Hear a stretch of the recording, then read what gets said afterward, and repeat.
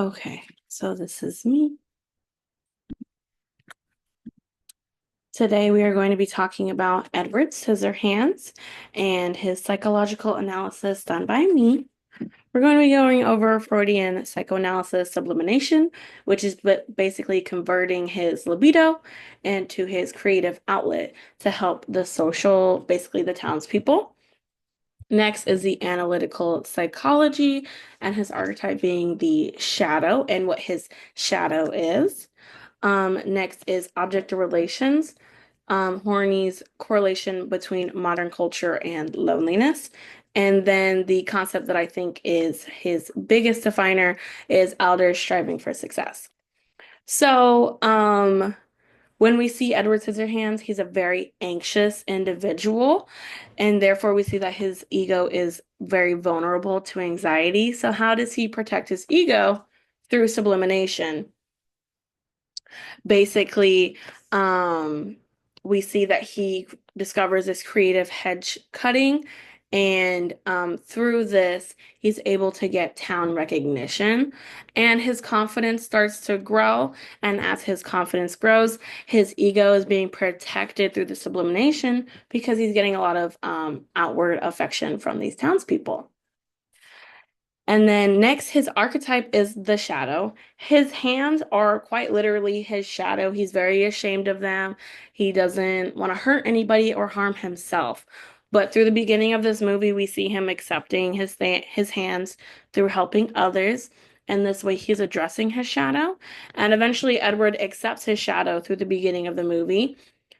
And he's able to embrace his shadow due to other people giving him this acceptance of his shadow, right? And most importantly, Horney's culture on modern theory, we kind of see this competition between him and Jim. Jim being the motivator of this competition as he sees this like love triangle forming. And we see this competition, but also this basic hostility between both men. In the end, Edward Scissorhands ends up killing Jim, which is the finality of this competition to protect Kim. And both men end up in a state of loneliness at the end of this, as Horney's theory states, that this competition and basic hostility leads to loneliness. So Jim ends up dead. And then Edward must remain in this mansion for his protection against these townspeople. So through Jim like leading this competition and this hostility between both men, both of them end up in some sort of state of loneliness.